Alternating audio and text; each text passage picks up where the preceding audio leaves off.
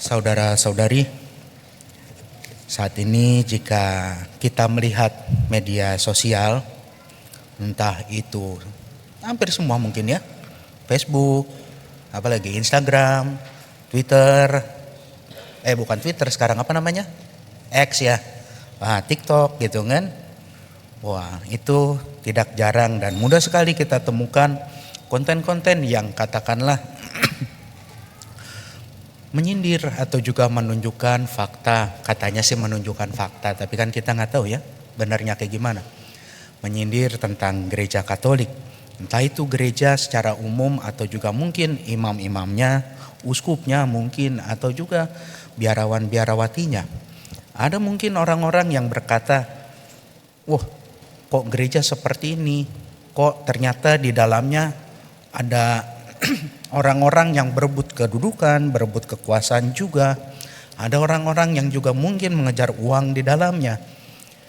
Namun jika kita melihat lagi, khususnya bacaan Injil yang pada hari ini juga, mungkin ketika kita membaca apa yang ada di media sosial itu, ketika kita melihatnya juga, mungkin kita pun sebagai orang beriman akan berkata, wah, apa benar ya selama ini saya pergi ke gereja? Apakah iman yang saya sudah miliki ini iman yang benar atau tidak?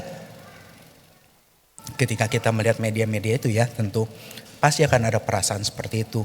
Mungkin juga akan ada perasaan kesal, habis itu apalagi gondok gitu ya. Kalau kata orang daerah saya itu udah kesalnya setengah mati gitu. Mungkin juga ada perasaan kecewa seperti itu. Namun ketika kita melihat itu dan ketika kita merasakan itu semua juga, terlebih itu berkaitan dengan gereja atau juga uskup atau imam-imamnya, biarawan-biarawatinya, kita pun diajak untuk melihat kembali bahwa sebenarnya kepada siapa kita beriman. Apakah kita beriman kepada uskupnya, kepada imamnya, kepada biarawan-biarawatinya? Sebagai sebuah institusi gereja yang dikelola oleh manusia, entah itu uskup, imam atau biarawan-biarawatinya, ya jujur kami pun manusia gitu ya. Saya pun jalan masih napak gitu kan, masih napak di tanah. Mereka pun uskup-uskup itu saya yakin jalan pun masih napak di tanah gitu kan. Nggak ada yang terbang sampai ngapung, nggak ada yang katakanlah di kepalanya ada lingkarannya gitu kan. Demikian juga biarawan-biarawati itu nggak ada yang di atas kepala mereka itu ada lingkarannya macam di film-film itu toh. Pasti sebagai sebuah institusi ada kebijakan-kebijakan tertentu atau juga keputusan yang diambil yang mungkin tidak sejalan dengan apa yang dikehendaki umat.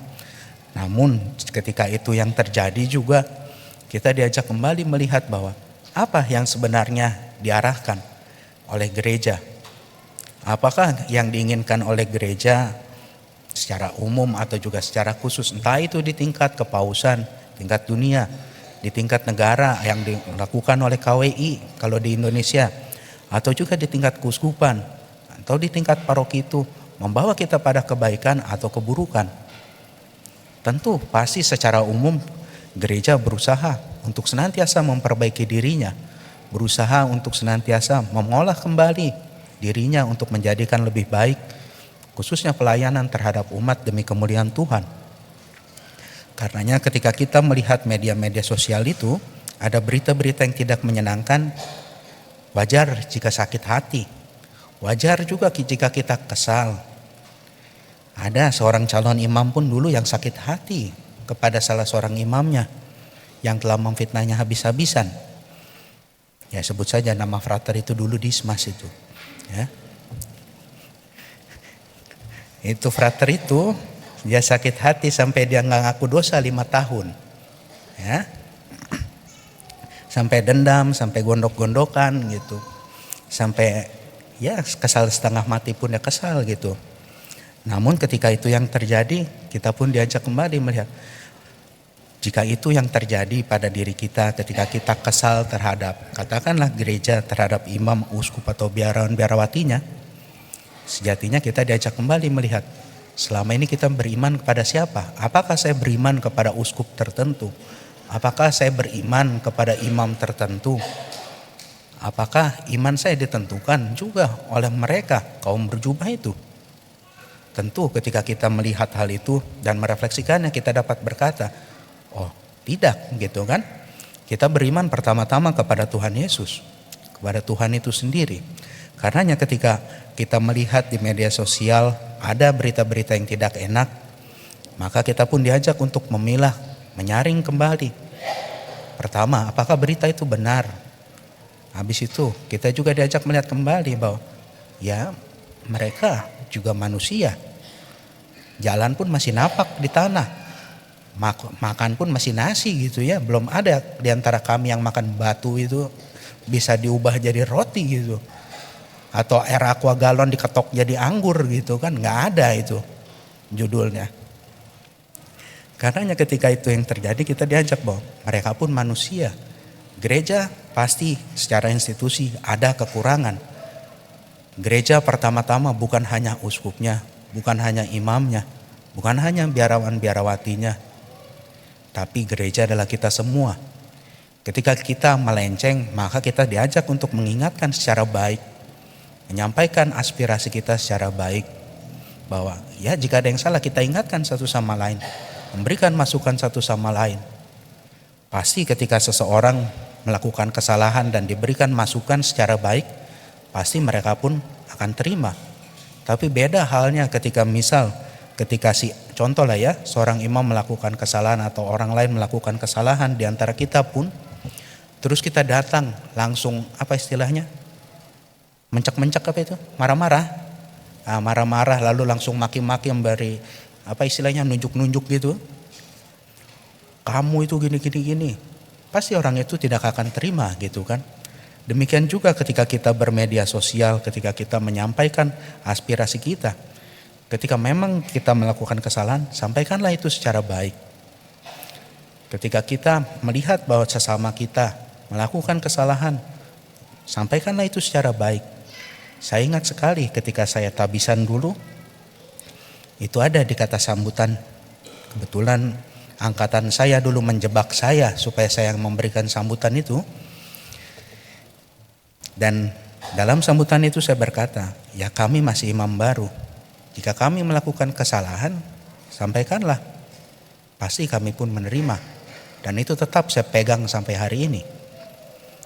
Karenanya ketika kita melihat bahwa ada seorang imam, seorang biarawan, biarawati, atau even seorang uskup melakukan kesalahan, sampaikanlah. Tegurlah secara baik. Karena kita gereja bukan hanya gereja milik salah satu orang saja. Bukan hanya milik katakanlah panggilan tertentu saja. Tapi gereja adalah milik kita bersama. Di mana kita juga diajak untuk saling berjalan bersama. Mau untuk memperbaiki diri.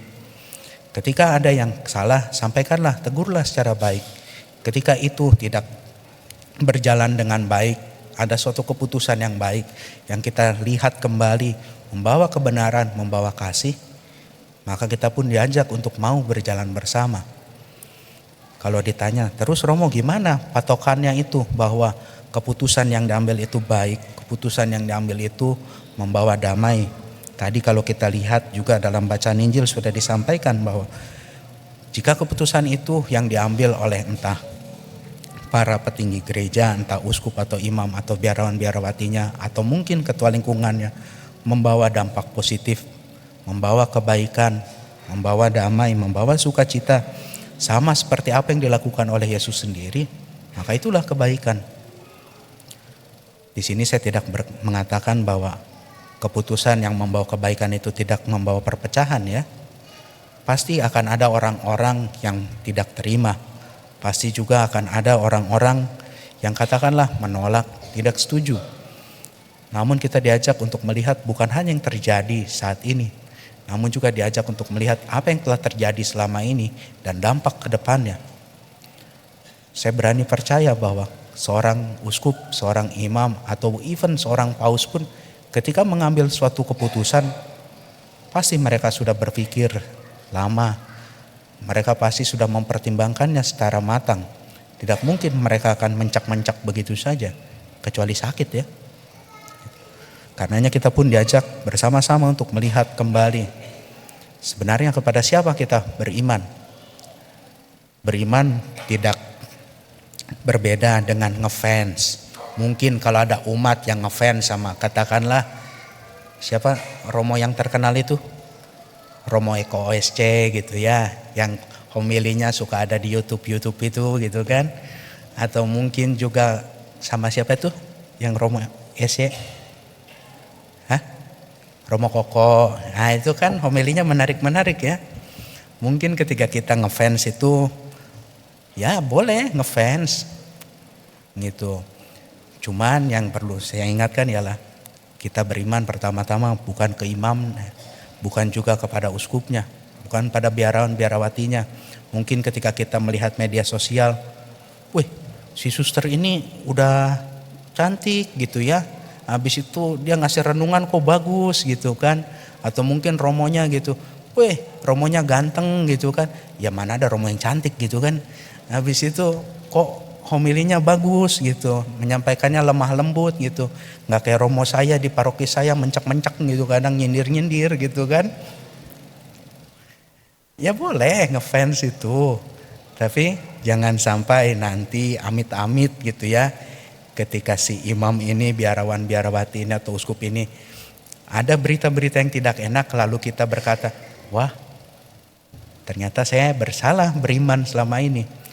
Pertama-tama saya ingin mengingatkan kembali bahwa kita beriman kepada Yesus, bukan kepada uskup, bukan kepada imam tertentu, bukan kepada biarawan biarawati tertentu. Ketika mereka salah, kita ajak mereka untuk kembali ke jalan yang lebih baik, ke arah yang lebih benar. Ketika mereka melakukan kebaikan, kita dukung mereka. Demikian juga terhadap sesama kita, umat. Ketika mereka salah, tegurlah mereka empat mata, sampaikan secara baik-baik. Ketika mereka baik, kita dukung mereka. Karena kebaikan itu bukan ditentukan oleh pilihan hidup tertentu, bukan ditentukan oleh panggilan tertentu. Namun bagaimana kita sungguh-sungguh menyampaikan kebaikan itu melalui hidup beriman kita kepada sesama yang boleh kita jumpai setiap harinya. Tuhan memberkati.